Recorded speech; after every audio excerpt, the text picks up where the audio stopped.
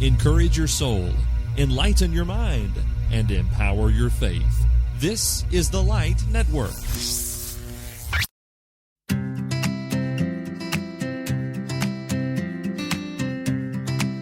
Hello and welcome to Preachers in Training. I'm Robert Hatfield, and this is the podcast on which we discuss all things preaching and ministry.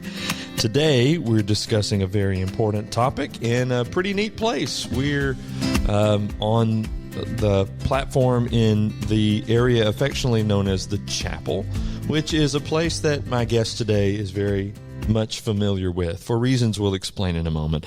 Dr. Matthew Sokoloski, is a Bible professor at Freed-Hardeman University. There are like official titles within academia. Yeah. But anyway, you teach over there. Yes. Very good. And he's also the campus minister for the Henderson Church of Christ, which is why I said you're very well acquainted with this. We're in the building we call the chapel, which is the home of our campus ministry. Yes, it's a great space with a good history. Yeah. And we're happy that we get to use it.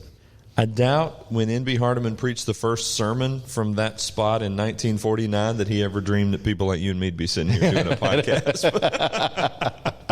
Anyway, we're talking today about, and by the way, I should mention the reason why we're doing this in this space, aside from the significance of your ministry here, is because it's part of the Light Network Conference. It's happening. We got some folks who are around and some more who will be coming in as we go.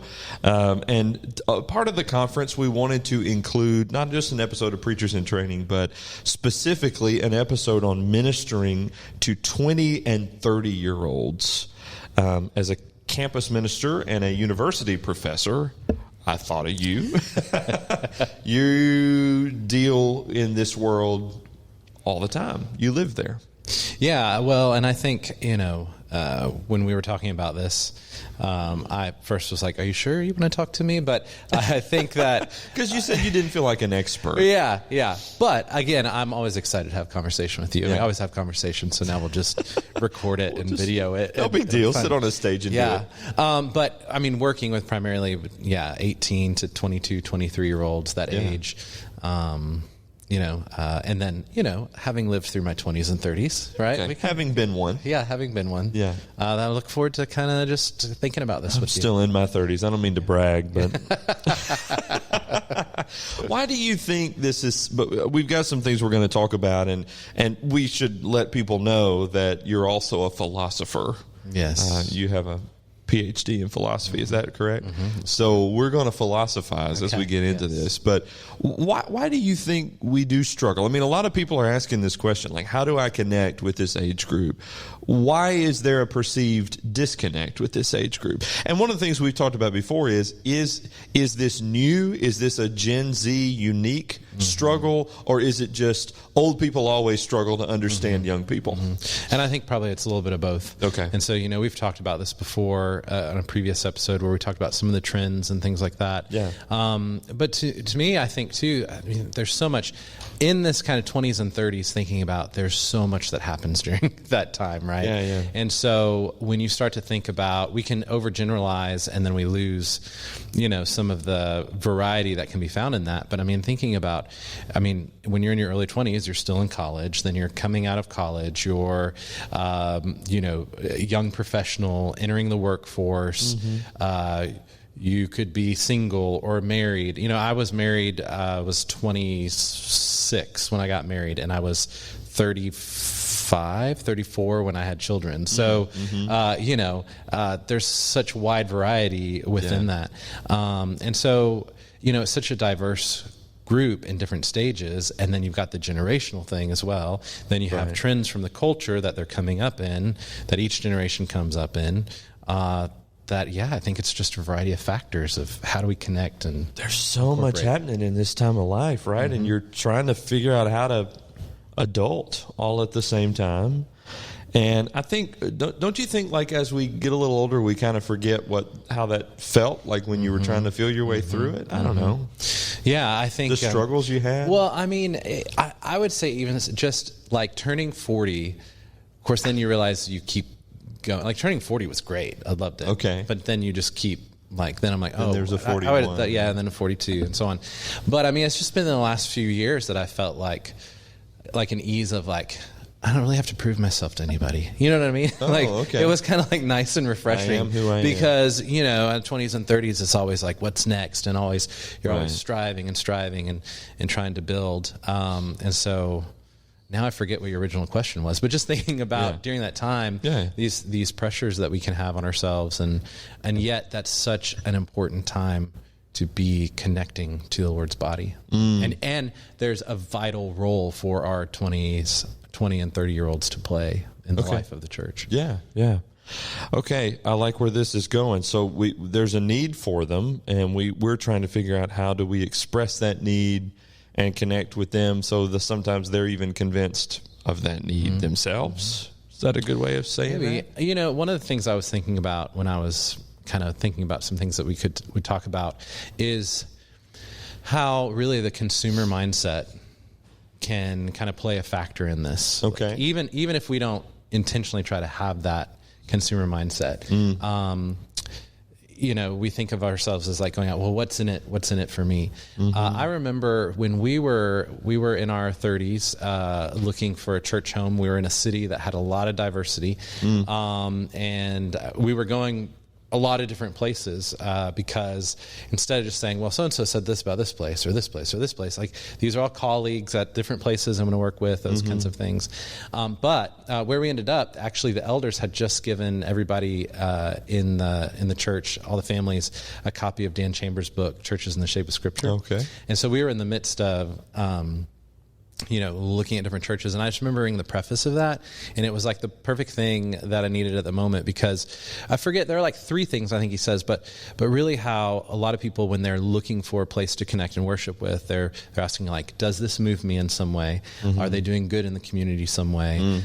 There was one other, I can't remember what it is, but essentially it's like doctrine is like lower, like it almost kind of doesn't even matter. And so it's that consumer mindset of how am I benefiting from this? And it was that reminder of that, like, doctrine is of primary importance, and the other things can flow from that. And so I think that one of the things that we're trying to do here in our college ministry is to connect students to the congregation, like give them an experience of what it's like to connect with various members of different generations, because in a couple of years, right, if they come in freshmen, in 4 more years, they're going to have to go and do it all again. Right. And I would really like them to have the experience, a good experience of having done that before, to go in and not come in with a consumer mindset of thinking, what's in it for me? How does it make me feel? But where can I connect with the Lord's body?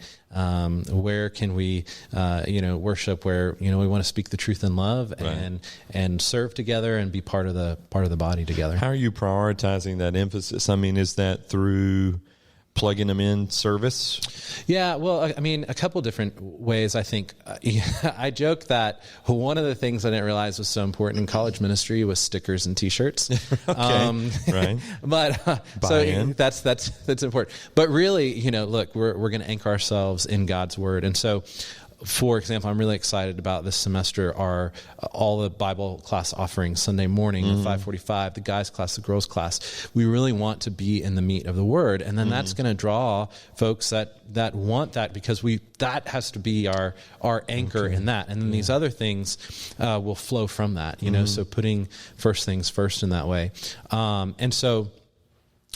Attracting people and anchoring to the word, and then letting that manifest like outwardly of how we connect to the church, how we serve one another, how we bear each other's burdens, how we connect internally, how we turn outward towards others, and serving and compassion, those kinds of things. So you're leading with Scripture, and then you're connecting Scripture with real life, right? And you're practical, because one of the things that I think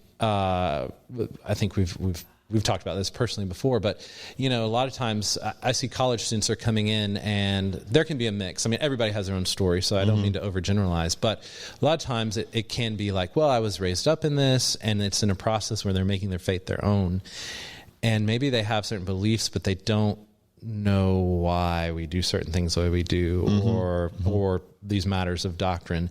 And if you don't know why, then then you're not actually going to be convicted, and that's not going to hold when you go outside the bubble, right, of whatever it is, of the family influence, or, if you're raised in this kind of cultural Christianity environment. So I really think having that, again, diving into the Word and connecting and developing those convictions so that they will hold when then you're, put under trial.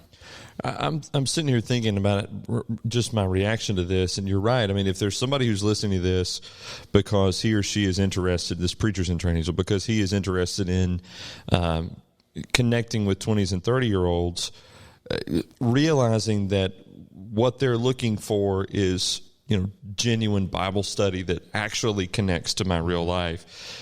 That means that first you have to prepare yourself by genuinely being a student of the Word and actually living that in your real life. This isn't one of those things that you can fake with this age group. And it was the same was true with the millennials, right? But millennials and Gen Zs, they still want the authenticity and all that. Yeah, I mean, that's where, saying how our culture, the broader culture, wants, the words, how they do, you see how much words appear, Google searches, you can see different words at different times, right, and how that is a trend. Word of the year. Yeah.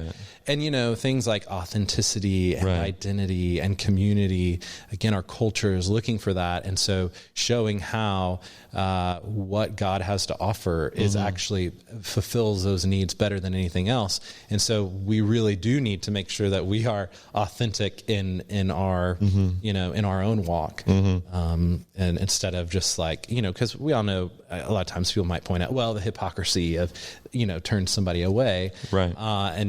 And that's a shame, because that's a flaw in us as the followers, right? Not the one that we follow. Yeah. And there's a corrective in that. Yeah. So make sure that we are leading in being genuine and authentic. And I think too, there's a desire in which, it's okay to not act like you have it all together. I think there's more vulnerability, sure, in a younger generation versus I want to look like I have it all together and buttoned up, versus, hey, I'm having difficulty with this. My life is a little messy in this regard. But when you're doing that, then you're in a position to let people in and let people know, and to actually connect. And again, I think that doesn't mean we have to broadcast it everywhere, for everybody to see. Right. But we need to make sure that we have these circles of support in which we can be real and genuine and authentic and vulnerable.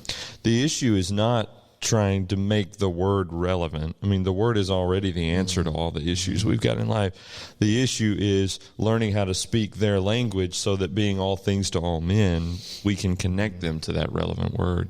Is that a good way of putting it, would you say? Yeah, I think one of the things I'm trying to work on currently right now is with, obviously, I have an interest in Christian apologetics, Christian evidences. Yeah. And you kind of teach that. Yeah. There. So, that's kind of what motivated me to move into philosophy. Oh, okay. Is I always had this desire to want to be involved in apologetics.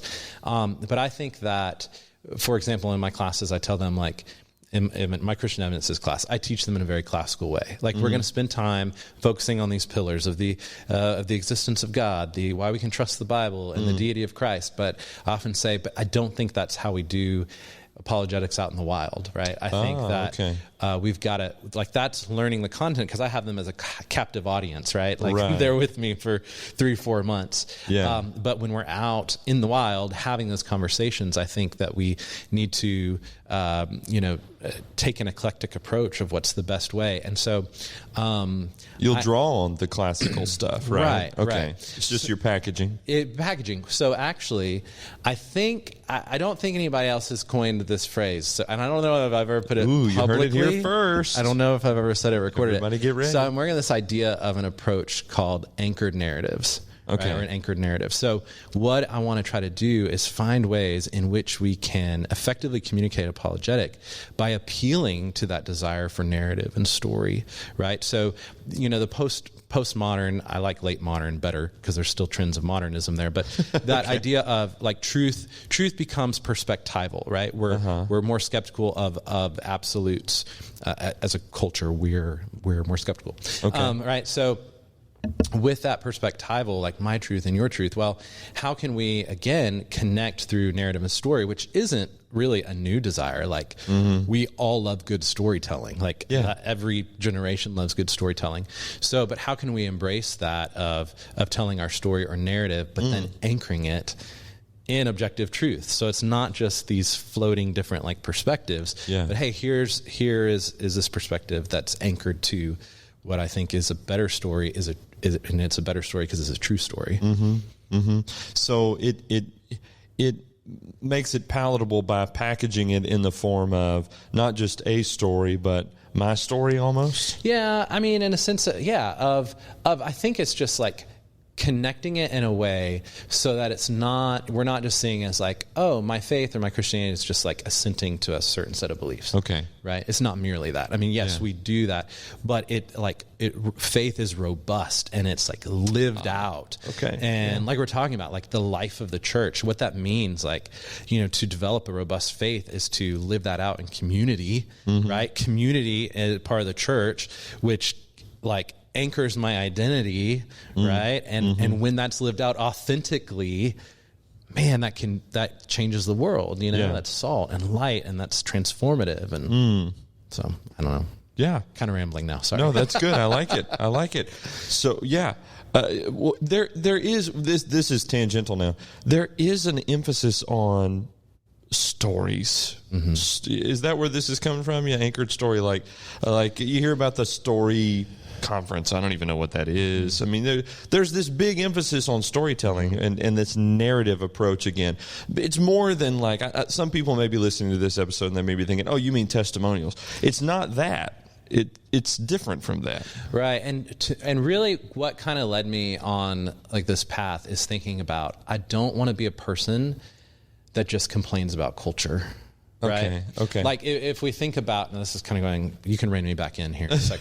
But as we think about, I forget, there's somebody I'm referencing here. I can't remember off the top of my head. Okay. But like positions towards culture, right? I don't always want to be in the position of criticizing. There is a time to do that. Right. I don't always want to be, in like a culture war position, although there's a time to stand up for those things. But how can our position to culture be one in which we want to like cultivate the best that is there, and have that, again, I wish I could remember the name off the top of my head, but that kind of transformative presence, right? Yeah. And so instead of just complaining about, postmodernism, late modernism, whatever the case may be, trying to say, okay, well, this is where we're at. So instead of just like wishing for, the old days, which the old days were never that good either. Like they all had their own problems.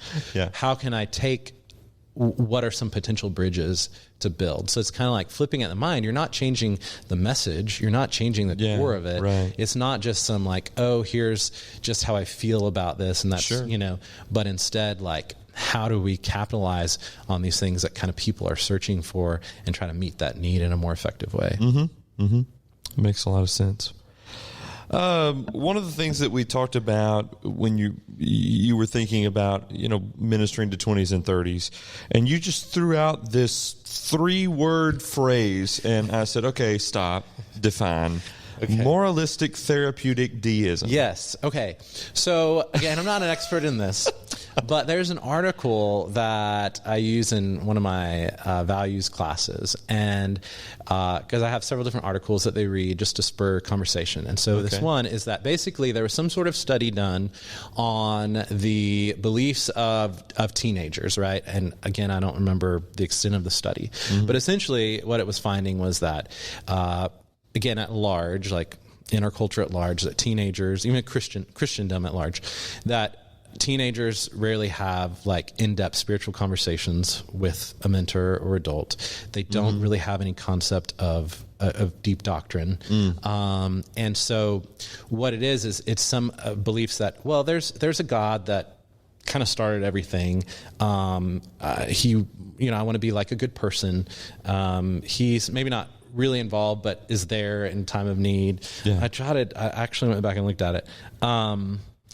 That the goal of life is to be happy. Good people go to heaven, right? So here it is. It's the moralistic part is moralistic. I want to be a good person. Therapeutic. This helps me feel good or to be happy, and deism. That is, this isn't really a deep personal God that's going to be involved in my life, but it's kind of there in the background. And higher power. Yeah, higher power, but not person involved. Okay. And so what it was saying is that we have a generation that, you know, is wearing the name of Christian, but it's really kind of gutted of doctrine and deep meaning. So it's like, I think of it in terms of like cultural Christianity, right? Okay. Yeah. And so anyway, so I have my students like respond like, what do you think? And they're like, if they've had some internships with teenagers or things like that, and they're like, oh yeah, and like Teenagers Day. I mean, they're like 22 and they're talking because values is upper level. Yeah. So they're seniors getting ready to go. Yeah. And, you know, and Teenagers Day and all that. Well, then I just point out, hey, this was actually written in 2005. So those folks, the teenagers at the time are like probably like, you know, in their right in the smack middle of their 20s and 30s, you know what I mean? So like that train has already been going in that way. Yeah. And so again, I think coming back to how do we minister to 20s and 30s, like, I mean, this is true in anything. Instead of like chasing after people, if you start chasing after people, you're always going to be like chasing after the wind, right? Yeah. But if we anchor ourselves in this and draw that and provide a place to meaningfully, like authentically live that out in community, then I think that's gonna draw people. And because another thing with 20s and 30s, like you have no idea what their context is of their family and their family involvement and all of that. Okay. You know, I think about you know, when I was in my 20s, going into grad school, there's a congregation in Northwest Arkansas that when I started my PhD work at Arkansas, I went there, and the first day I went to like a class of like just probably like middle age, and they're like, well, there's a college class like you can go to, and I was like, no, I've been in college for like a long time already. Like I want to like connect with these families, and then when Alicia ended up moving up, we got married, and like we started our married life there, and to see have a variety of friendships of different ages, and this is intergenerational, and like those people are still so important to us today, and we still are connected, and we still go up there almost, you know, every year, because that was such a time in which I didn't want to be segregated off into just my own little age group, but like I wanted to be embedded in that,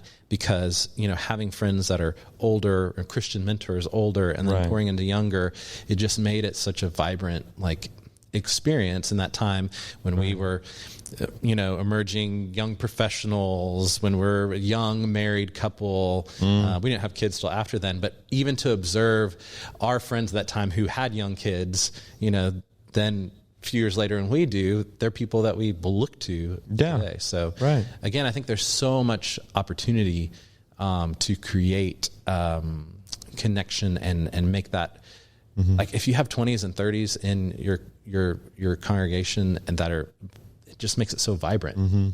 We need that. I'm just wondering whether this is one of those issues that, like many other issues, we just kind of overcomplicate.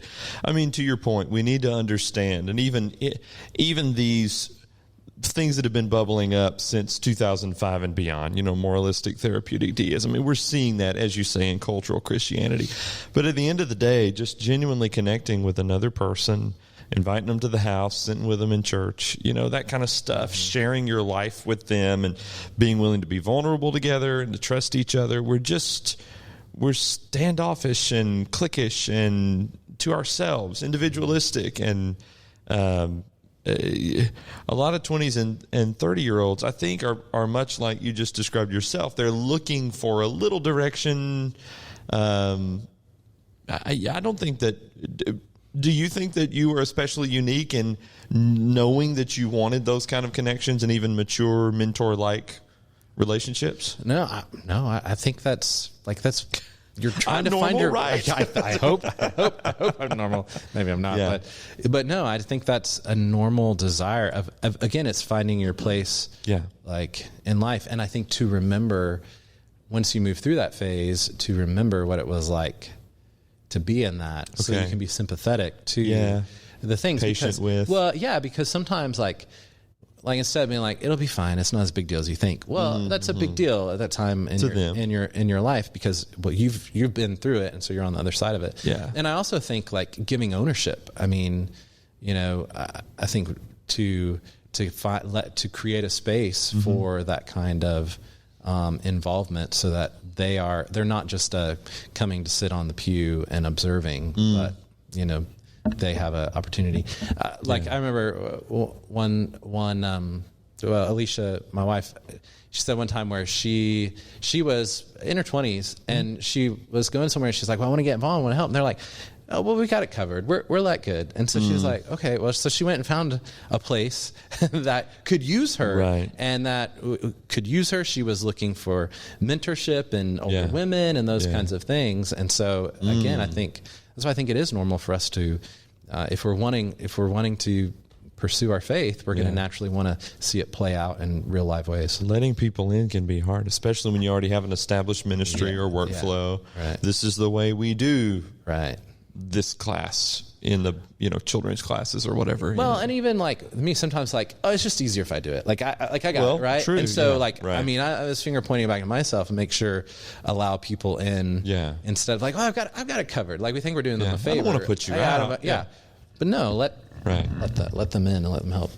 On the list, you said keeping first things first. Yeah. Why is it? Well, I think that goes back to kind of like what we were talking about earlier, of putting God and his word and relationship with Christ, and all the other things will stem from that. So, yes, we will still have our campus ministry. We're still going to have our T-shirts and stickers, but those are those are the very peripheral edge. Right, they may be visible in what you see, but those are of least importance. And you put God first in that, and then because I just think you got to trust that if we're putting first things first, then regardless of what struggles or challenges may come, God will bless our efforts to honor Him by staying anchored to that.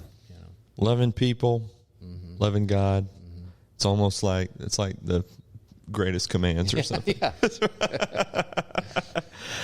Matt Sokoloski is blessing the Freed-Hardeman and the Henderson congregation and just everybody who knows you. We appreciate it a whole lot. Thanks for having me. Thanks for what you do. 10 years. On the conference and 10 years. 10 years. And this podcast is 10 years old. This is one of the OGs. I know. There you go. Well, thanks for whatever that is. You're leading the way in this. Come on. I don't think I'd ever listened to podcasts 2 years ago. I'm a late adopter. Yeah, I was I'd heard about it. So we need each other. We need this to so thank you for your efforts in this way. Thank you. Preachers in Training releases every Thursday from TheLightNetwork.tv and our podcast partners. Find us on YouTube as well. Search Preachers in Training or The Light Network or my name, Robert Hatfield. Show notes are available and episode archives on our website at TheLightNetwork.tv. That's going to do it for this edition of Preachers in Training. We want to thank you for being with us today. Until next time, let's go preach the word.